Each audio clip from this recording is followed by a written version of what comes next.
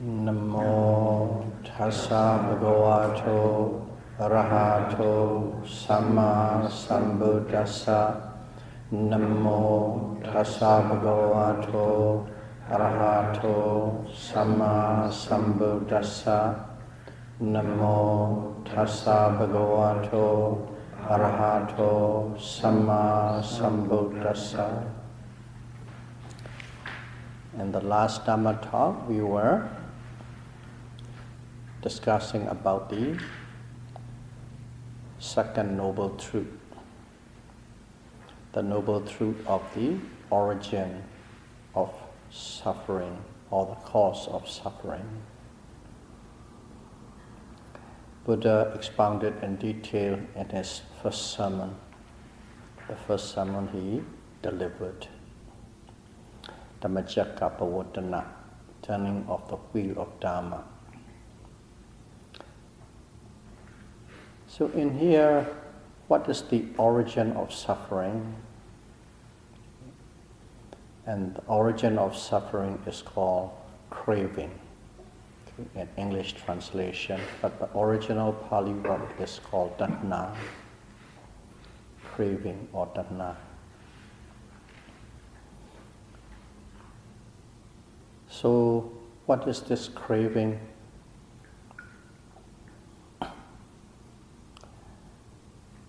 This craving is bound up with pleasure,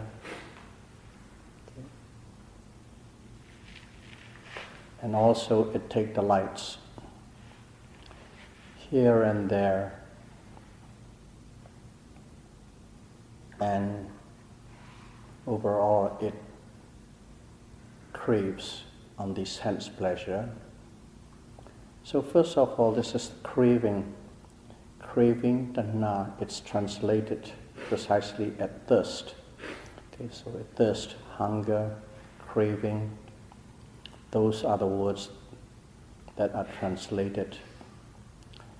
And this craving is bound up. So, in other words, it arises together with pleasure and lust, with pleasures and attachment.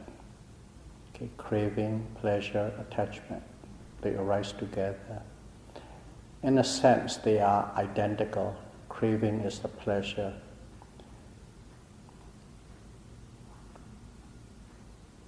Pleasure is the craving.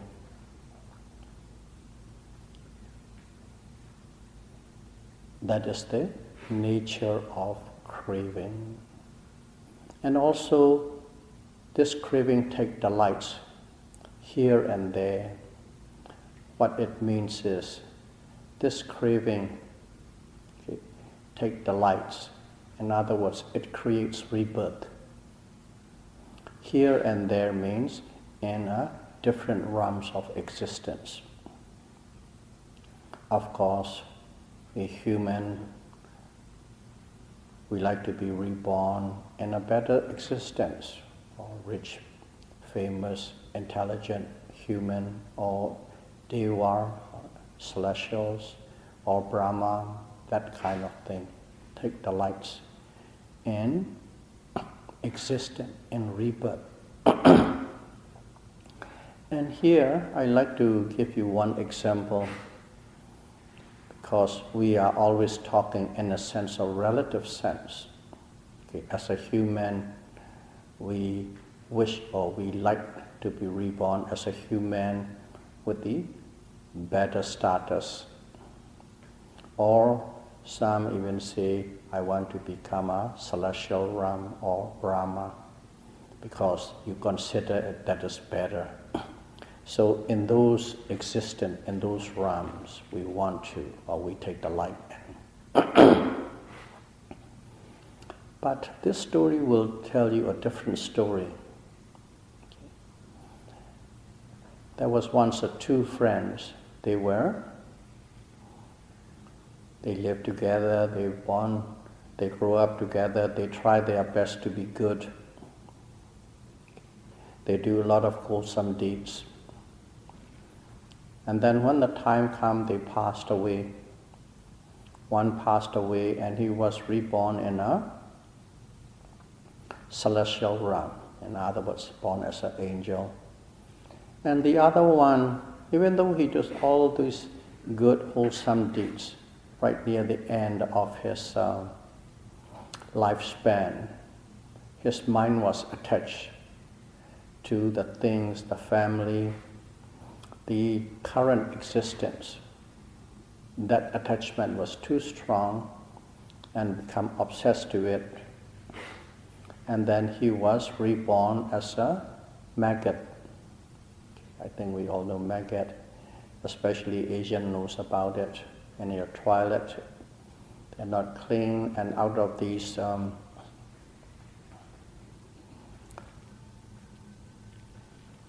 all the repulsive thing we have discarded from there grows a little maggot or insects, like hundreds and thousands of them, that kind of thing. And at that time, the one friend who became an angel because of the Deva eyes, with his power, he looked at, where's my friend? He remembers about his friend, where's my friend? He looked at it, because he's really enjoying his celestial status. He said, where's my friend? I should better look for it. He looked around, couldn't find anywhere in the Deva realm. He looked in the human, he couldn't find it. And then finally he zoomed in and found out his friend was reborn as a maggot. Oh gosh, I have to go down and save him. I don't know what happened to him. So he went down to there, a maggot he talked to, and he, with his celestial power, he reveals their past and things like that. And I'm in a Deva realm, I'm going to save you. Why don't you leave this world, and then you have a lot of good karma. You can be reborn in a Deva realm, as he calls. I will help you any way I can.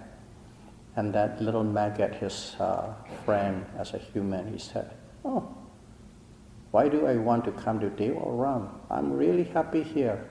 I have my family, okay, my wives, my children, and there's lots of food, and we are just rolling and happy. Okay. That is the answer. He doesn't care to become a celestial or angel in the celestial realm. He just lived in that poop pit hole with his family, with his children, with all the food that we have discarded. And he's just happy. That shows a being take delights here and there in whichever existed they were born, reborn, or rebirth took place. From our point of view, from a standard we put in a relative, oh, this is a suffering, oh, this is great, this is better.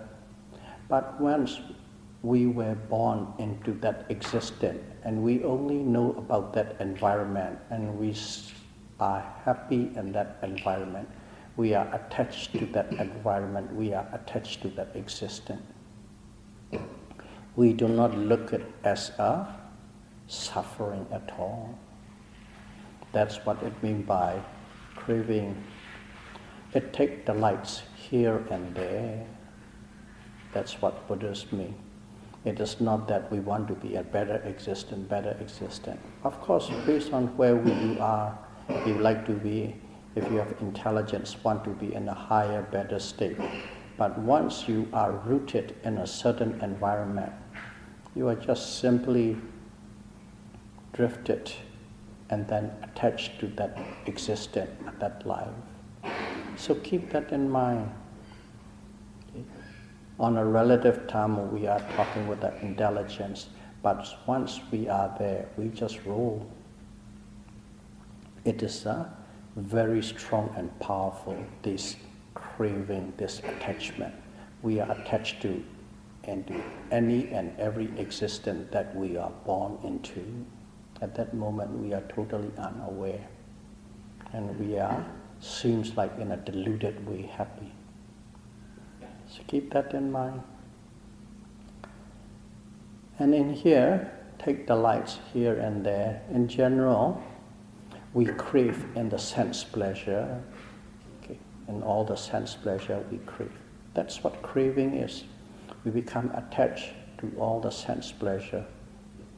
So in here, we say the origin or the cause of suffering is craving, tanha.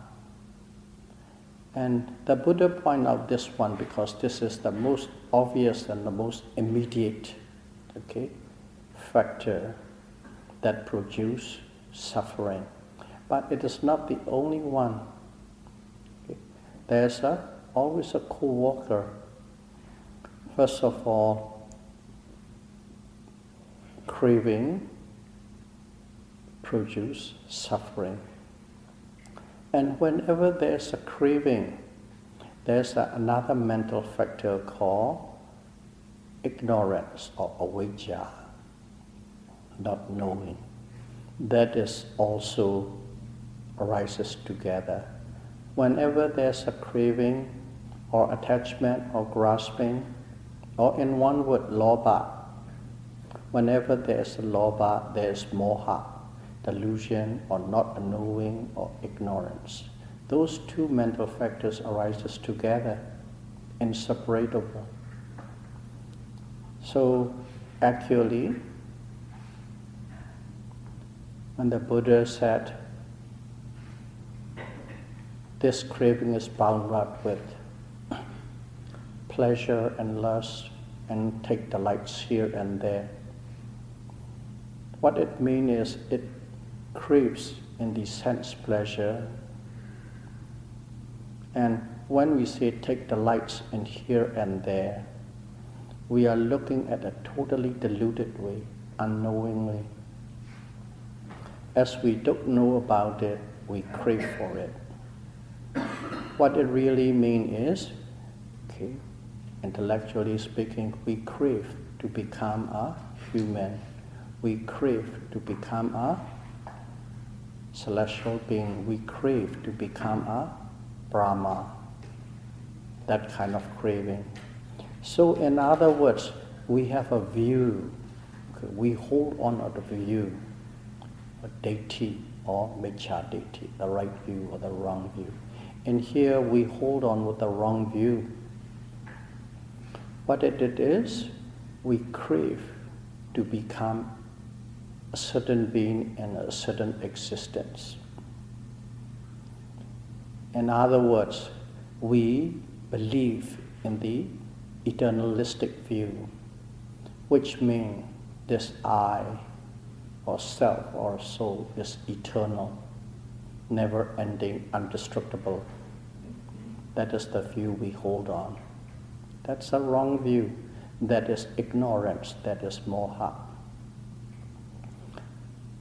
Eternalistic view, okay, here is a spirit or a soul. It is eternal.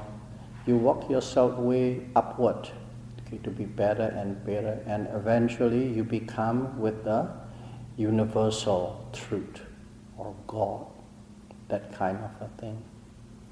Or in some cases, you would like to become two kinds of Brahma. One is the material Brahma, in which they have the material form still there, and one is immaterial Brahma. There is no material, just simply consciousness. They like to become to it. And also, they are attached. Okay? They are attached to jhana. Jhana is a mental state in which it is the mind become very powerful. So powerful, it seems like that is the universe by itself. You become attached to it. So in other words, you are attached to the eternalistic view, attached to become a better existence, attached to become one with the universal truth, attached to become a Brahma of any kind, attached to be in a total state of jhana. And these are called attached to the eternalistic view.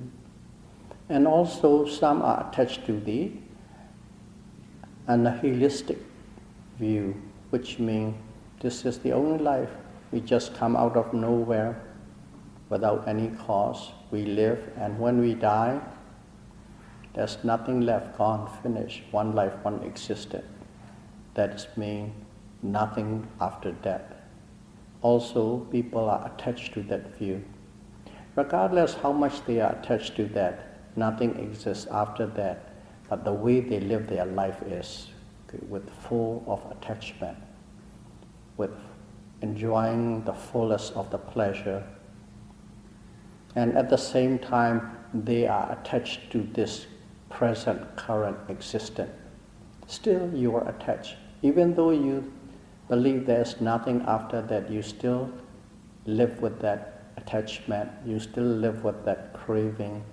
So regardless, as long as there's a craving, there's a rebirth. So the point here is made is suffering is the effect, craving is the cause.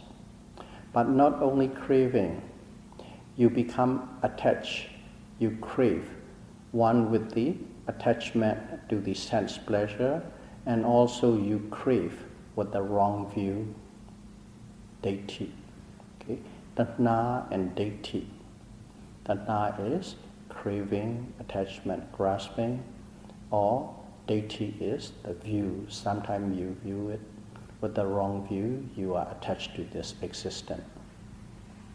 So those are the two main, but there are more of course, but these two mains should be understood, because whenever there's a craving, there is this moha, or the wrong view. In other words, craving is a lobha. Okay, wrong view is a moha. Those two always exist. So one should understand that way.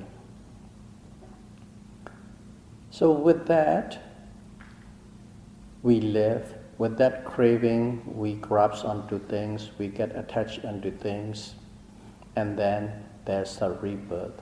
And as long as there's a rebirth, a whole lot of sufferings follow. Rebirth itself is a suffering, and we have talked about the First Noble Truth. So you know what suffering, dukkha, means.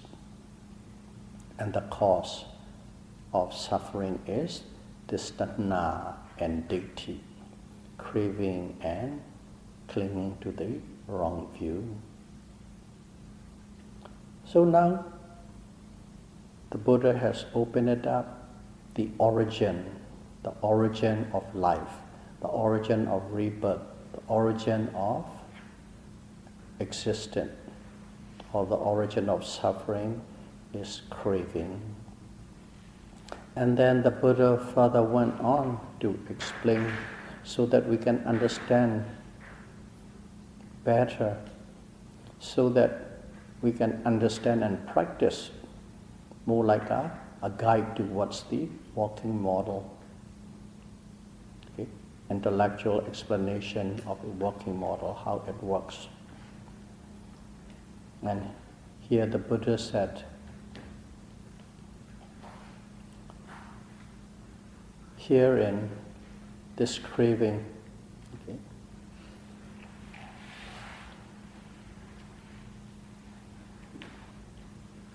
it takes delights and pleasure. Okay. It arises, the craving arises in the delightful and pleasurable things. And when it arises, when it's settled, it's settled. That is the closest translation in English. What it means is now craving. What is this craving? How does this craving come to be? How does this craving operate? That's what the Buddha showed us. And first of all is, it is with delightful things. Whenever there's a delightful things and pleasurable things, this craving will come. So first and foremost, what are the delightful things and what are the pleasurable things? We need to know. Because without these delightful things and pleasurable things, craving cannot arise. Because of these things, craving arises.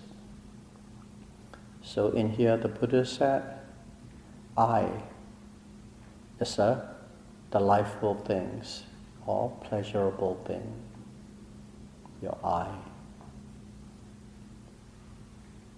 And it goes on to say, ear is a delightful thing, pleasurable thing. Nose is a delightful thing, pleasurable thing. Tongue, taste bud is a delightful thing, pleasurable thing. The body is the delightful thing, pleasurable thing. And the mind is the delightful thing and pleasurable thing. In other words, the 5 physical senses and 1 mental sense, the 6 senses. Okay.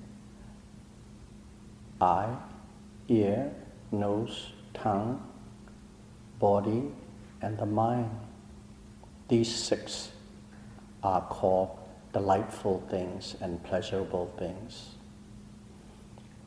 And then the Buddha went on to explain further, the form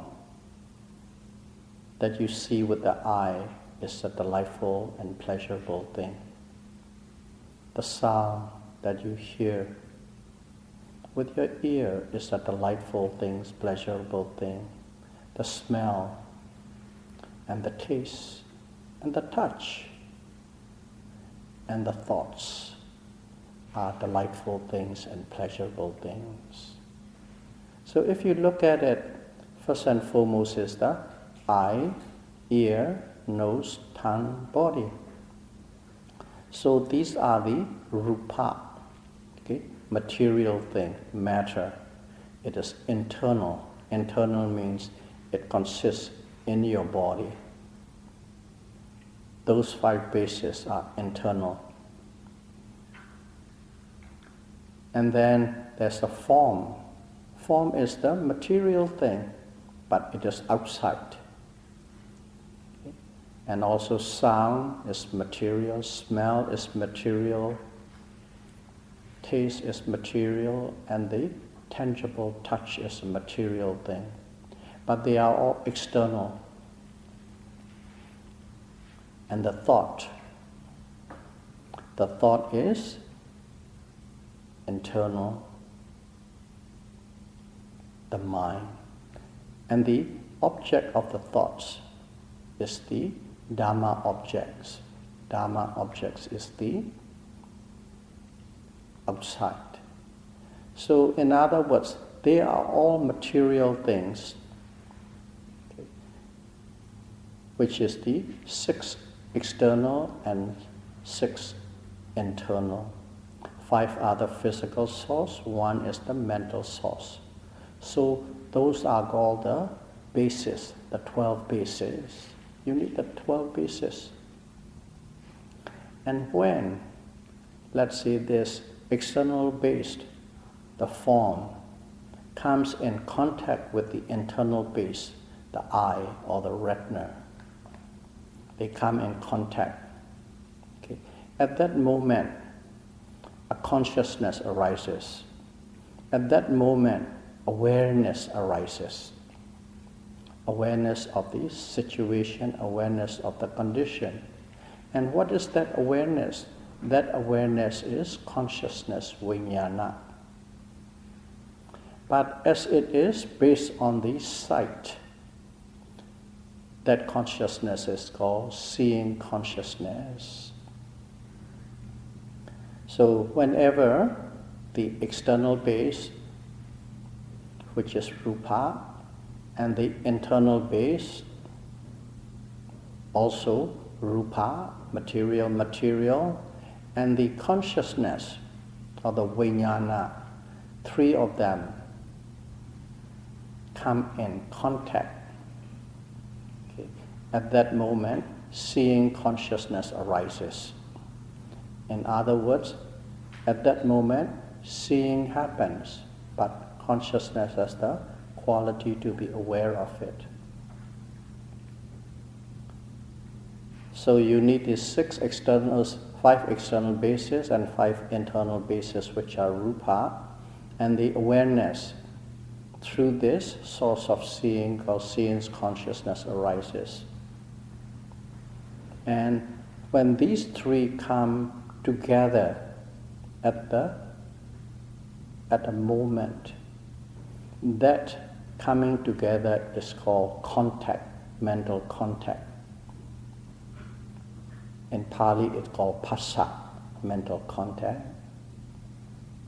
Whenever these three get together, when the condition is set for these three to be together, mental contact, phassa, is formed. So, just like the senses, when you are seeing consciousness arises, hearing consciousness arises, smelling consciousness arises, tasting consciousness arises, and touch consciousness arises, and also mind, the thought, Dhamma consciousness arises. So these consciousness are also delightful things and pleasurable things.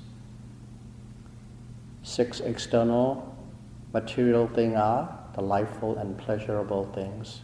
6 internal material things are delightful and pleasurable things. 6 types of consciousness based on these 6 senses are delightful and pleasurable things.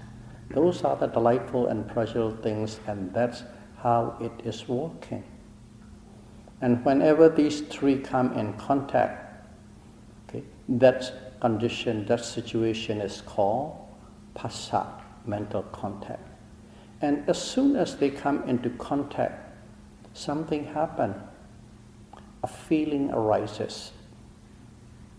Whenever you see something, you have a feeling about with regard to that whole situation.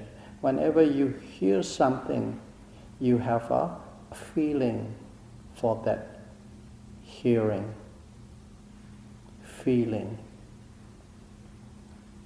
They are quite precise. Pleasant feeling, unpleasant feeling, and neutral feeling. Whenever there's a contact, these feelings arises. These feelings, these vedana, are delightful things, pleasurable things. Contact, and then suddenly vedana, feelings. And then as soon as these 3 in contact, consciousness arises, and then there's a feeling, and at the same time, they all happen together, sahagata, together, they're arising together. At that time, consciously or knowingly or unconsciously, unknowingly, perception took place. In other words, you took a mark.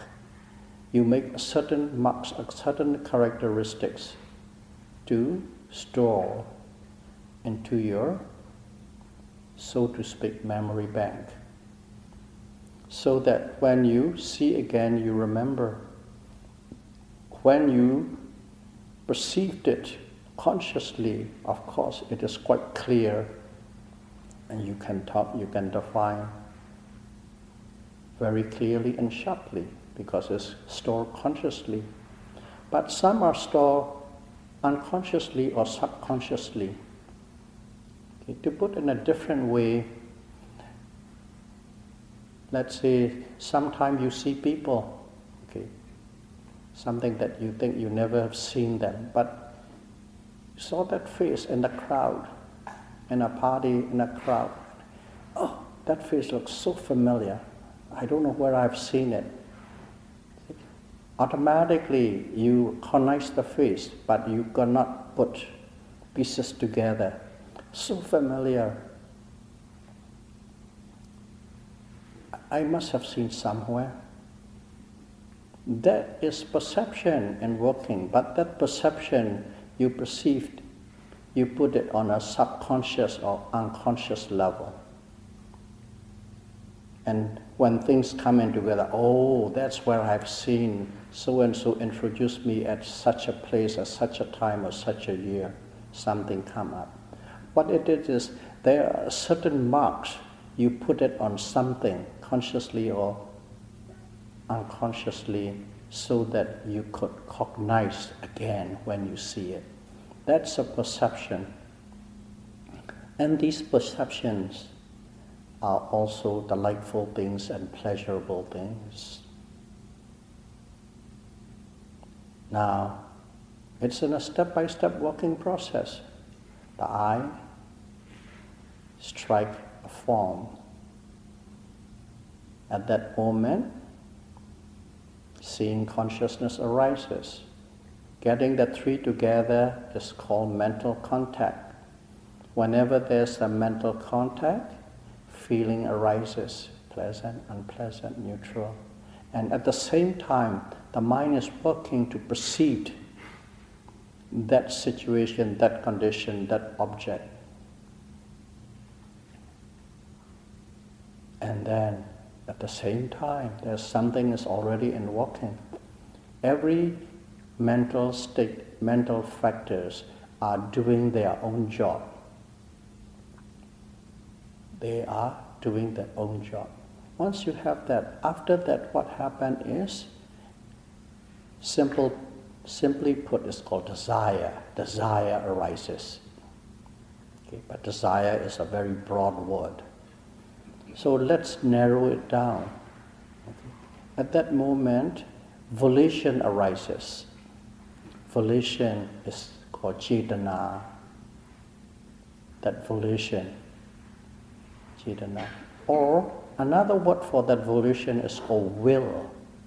A will arises. Okay. When all those things are in places, you have felt a certain feeling, you have already perceived in a certain way, at that moment you like to do something. You want to destroy it, you want to save it, you want to own it, you want to possess it. You want, or you don't want. You don't want is also a will. You want is also a will. That will or volition arises. That will or volition is the sankhara, khanda, mental formation.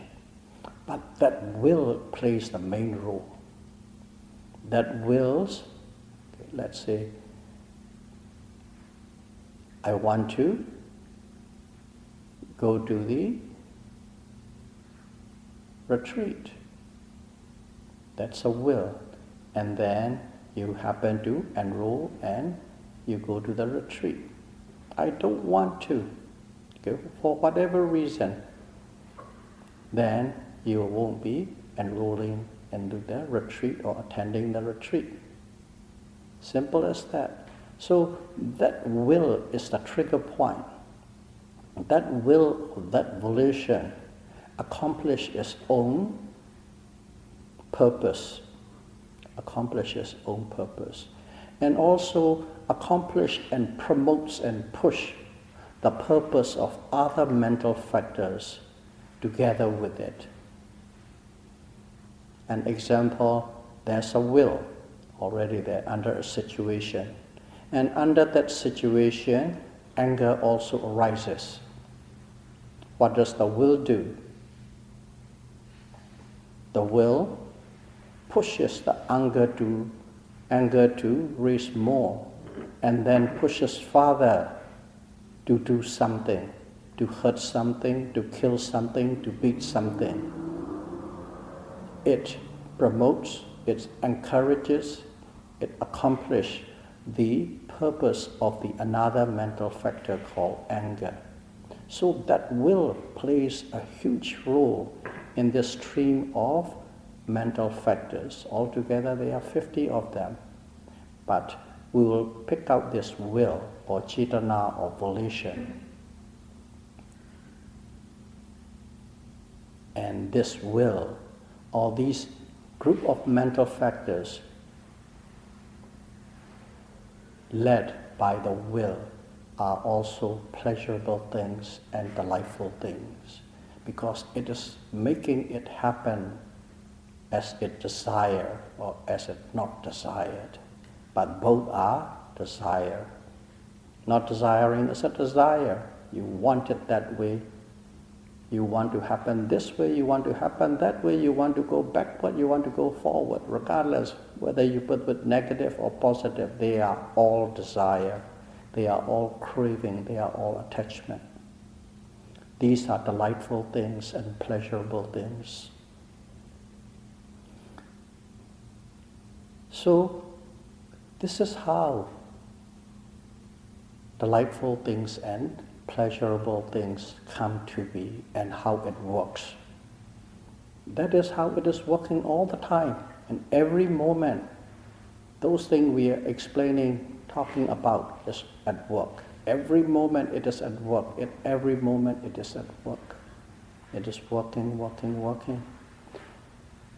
They are working, they are operating, but we don't even know that they are working, they are operating. That will, that volition, okay, is maintaining, promoting, making, forming a situation, a condition, okay, that mental formations are all the time maintaining your mental state. That volition, will, and all the mental formations are creating a mental state, maintaining your personality, creating your personality. That is all the time, it's in work, it's in play, but we are not even aware of it. The same thing, rupa. We can say this or that, or healthy or not healthy, or have a fever or cold or whatever.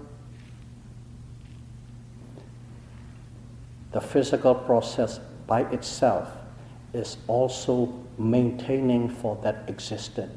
It is always at work, intricate work, but we are not aware of it. We just take it as I. There are so many intricate physical processes are at work, so that it could maintain this body, so that we are alive and so that we exist, holding on to this existence. And there's tons of maintenance work happening in your body, and also there are tons and tons of maintenance work in your mental states is happening, so that it could maintain this mental existence, this personality, this me, this I. They are always at work. Sometimes they work smoothly, sometimes they become disbalanced. That's how depression comes in, that's how excitement comes in, that's how sickness comes in, that's how health comes in. But they are always working, these processes are working and working, working, and maintaining this body and maintaining this personality and the mind. And also creating a new condition, creating a new condition, creating a new condition, and adjusting to these new conditions. That is how it is really working. But we are totally oblivious to it, we are not aware of it. But that's how what the Buddha explained. This is how what is really happening. And of course, he just simply don't say it. He show us ways and means of to investigate into this matter. So that is that maintenance and creation of each to be adaptable to each and every condition is always at work. And in there the Buddha said, take craving into these delightful things and pleasurable things. And this craving, when it arises, and when it settles, it settles. That is how Buddha keep on explaining. What it means is, this craving here, all these delightful things, I think by now you can tell in a different way. These are the 5 aggregates. 5 aggregates, Binchak Khanda, 5 aggregates which are suffering. Craving into these 5 aggregates. Tanha, craving into these 5 aggregates, putting in a different context, different words. That's what is happening.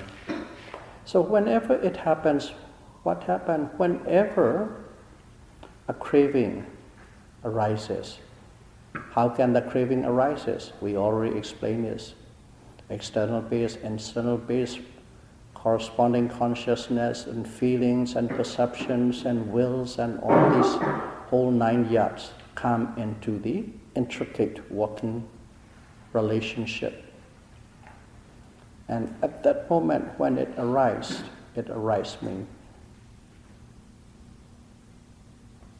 when the craving arises, when all these things come in together, there's a craving, or there's a desire, or there's an attachment or grasping arises. And when it's settled, it's settled. And the way it is explained by the teachers of the teachers is, when it arises the first time when that condition comes into being, a mental state arises. As an example, just to be more clear rather than dancing around with words, there's a situation happen which doesn't agree with you. At that moment, anger arises. Before, there's no anger to be found. But when a condition is come into being that is disagreeable condition, anger suddenly arises. That's what it means by craving. When it arises, it arises.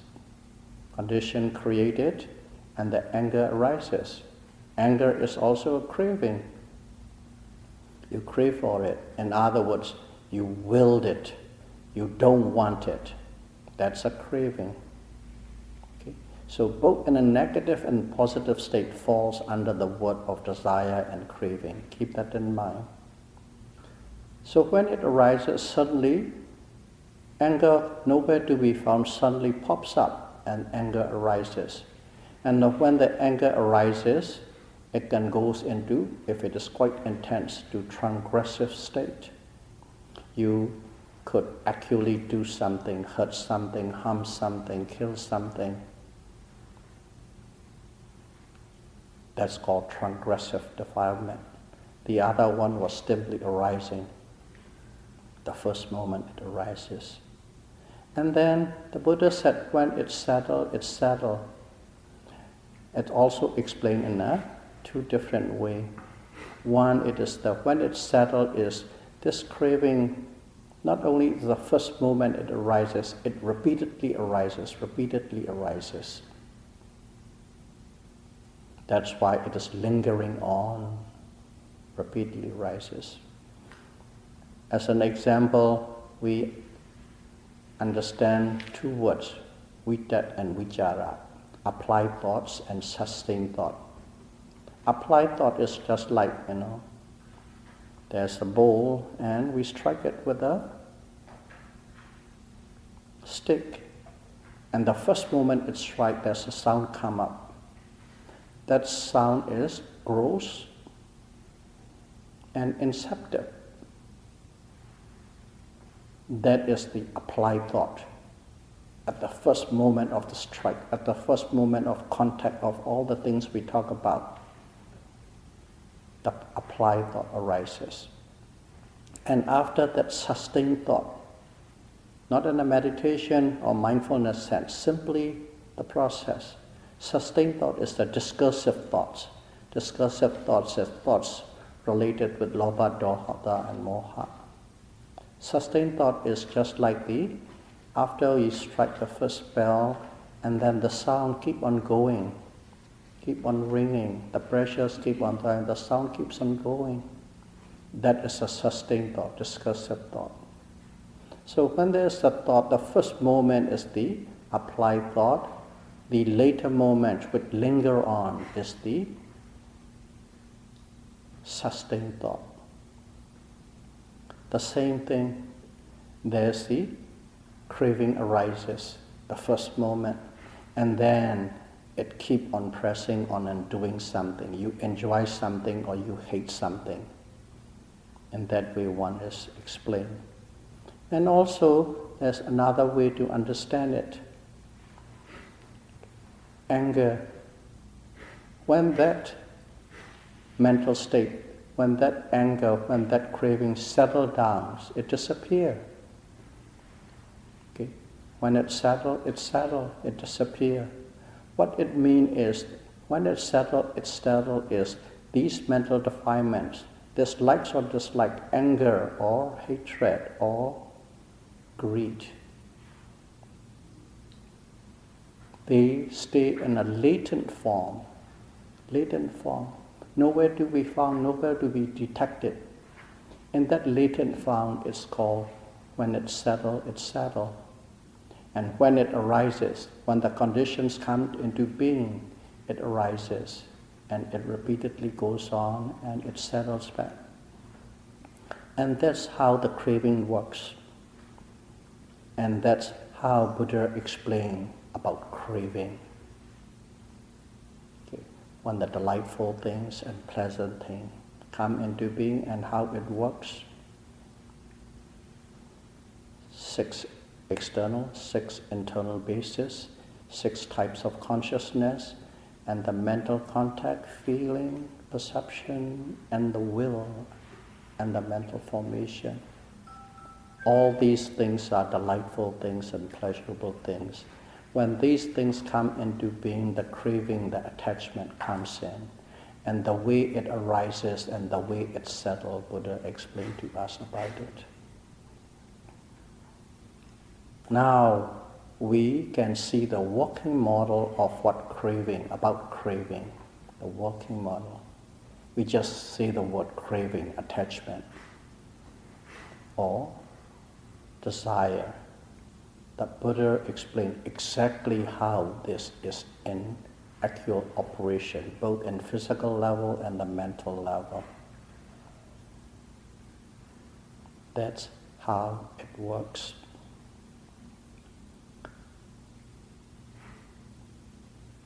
Craving comes in, all these craving comes in, all the craving of the pleasurable senses,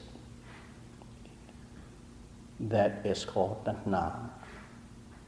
And also we grasp and we get attached through the wrong view. And there's one more to explain. Because this second noble truth is a little more delicate and intricate to understand. Here, we just say, we saw an object, beautiful, desirable object, we crave for it. Okay. That's a craving, there's tanha. That craving is the cause of the suffering. In general, that's how it is. But at the same time, let's look at it in a different way. You see an object, you like it, you crave it. Okay. See an object, what is that? An object is the rupa khanda. Okay. And seeing consciousness is the vijnana khanda. And all the likes and stuff like that are called vedana khanda, and so on. All these khandas, the 5 aggregates. What are the 5 aggregates? The 5 aggregates are suffering, the first noble truth. So whatever we are experiencing at this particular moment, you see something and then there's a craving.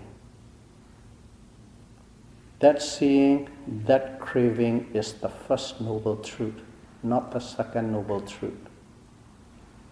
Because it is the 5 aggregates, the first noble truth.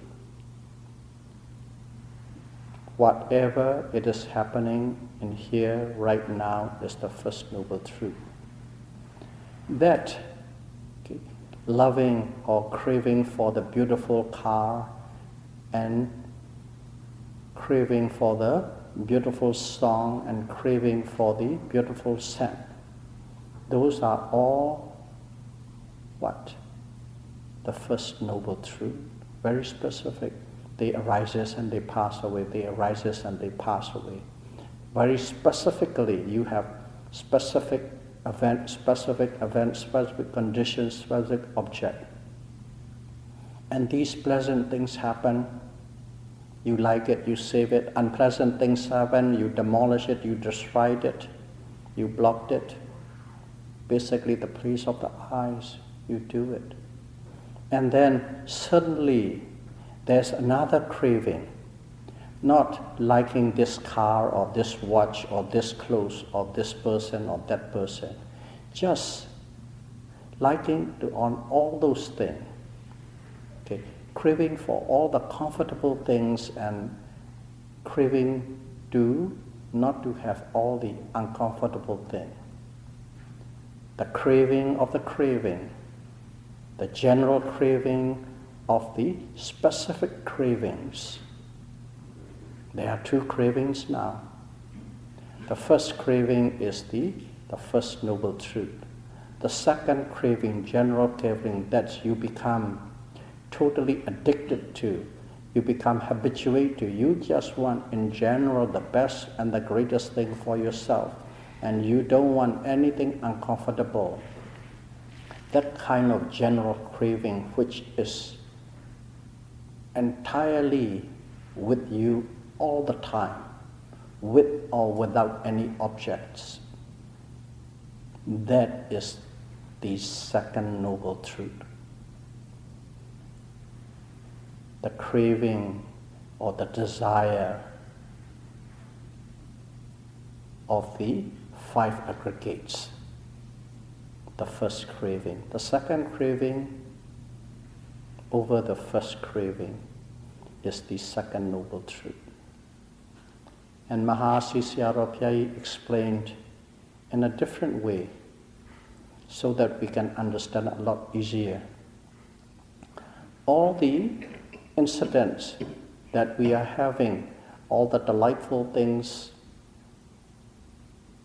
that is happening in this life, all the cravings that we experience, all the attachment, all the grasping that we have, that experience in this life, is the First Noble Truth. And all the cravings and attachment and grasping we have formed in the past lives is the Second Noble Truth. Because of that cravings of the past life, they become the cause, and the cravings of this current life, the present life, become the effect. So you can have a desire onto the desire. You can have a craving on the craving.